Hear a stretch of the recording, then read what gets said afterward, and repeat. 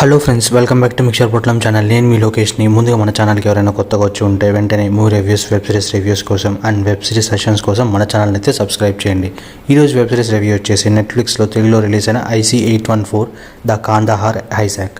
ఈ సిరీస్ వచ్చేసి నిజంగా రియల్ లైఫ్ బేస్డ్ ఈవెంట్ అనమాట. అండ్ దీనికి సంబంధించిన ఒక ఆర్టికల్ కూడా చదివాను నేను. 1999 December 24th evening around 4 PM జరిగిన హైజాక్ గురించి అనమాట ఈ సిరీస్ అంతా కూడా. నేపాల్లోని కాత్మాండు నుండి ఢిల్లీకి వెళ్తున్న ఇండియన్ ఎయిర్లైన్స్ ఫ్లైట్ని కొంతమంది హైజాక్ చేయడం జరుగుతుంది.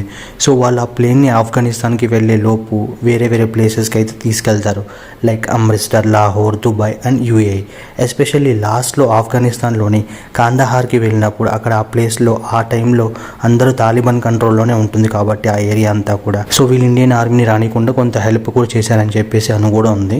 సిరీస్ మొత్తం కూడా ఆ 5 హైజాకర్స్ ఆ ప్లేన్ ఎలా కంట్రోల్ చేశారు అండ్ ఆ టైంలో IB, NSG ఇలా వాళ్ళ ఇన్వాల్వ్మెంట్ ఎంతవరకు ఉండేది అనేది మనకైతే క్లియర్గా చూపిస్తారు.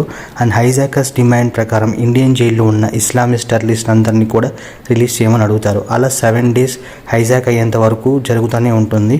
కానీ అది కూడా లాస్ట్ ఎండ్ అవ్వడానికి కారణం ఓన్లీ ఇండియా ముగ్గురిని రిలీజ్ చేయడానికి ఒప్పుకున్న వెంటనే. అండ్ అక్కడ షాకింగ్ ఫ్యాక్ట్స్ ఏంటంటే ఆ ముగ్గురు కూడా అలా వదిలేశాక 4 ఇన్సిడెంట్స్కి కారణాలు అవుతారు. ఒకటి 2001లో జరిగిన ఇండియన్ పార్లమెంట్ అటాక్ అండ్ 2002లో జరిగిన kidnapping and murder of journalist Daniel Pearl and 2008లో మన ముంబై టెర్రరిస్ట్ అటాక్ అండ్ 2016లో మన పఠాన్కోట్ అటాక్ అండ్ రీసెంట్గా జరిగిన పుల్వామా అటాక్ కూడా వీళ్ళే కారణం. సో సిరీస్ అయితే ఫ్యామిలీతో చూడొచ్చు, బట్ డిస్టర్బింగ్ సీన్స్ అయితే ఎపిసోడ్ 5లో ఉంటుంది. సో అది కొంచెం ఇబ్బంది అనిపిస్తుంది. Apart from that series is worth watching. And సిరీస్లో చాలామంది క్యారెక్టర్ రోల్స్లో బాగా ప్లే చేశారు. సో ఎవరి రోల్ తగ్గట్టు వాళ్ళు డిడ్ ఏ గుడ్ జాబ్. కానీ పైలట్ రోల్లో చేసిన Vijay Varma did a fantastic job అని నాకు అనిపించింది. అండ్ సిరీస్ చూసాక నాకు అనిపించింది ఏంటంటే ఏ డెసిషన్ తీసుకున్నా సరే history will question the government అని అనిపించింది ఆ టైంలో. So overall review of the series వచ్చేసరికి must watch and perfect watch for the weekend. ఎవరైనా ఈ ఇన్సిడెంట్ గురించి తెలుసుకోవాలని అనుకుంటే వాళ్ళకి ఖచ్చితంగా ఈ సిరీస్ని అయితే చూడొచ్చు. అండ్ మీరు కూడా ఈ సిరీస్ చూసాక మీకేమనిపించిందో please do comment and thank you for watching.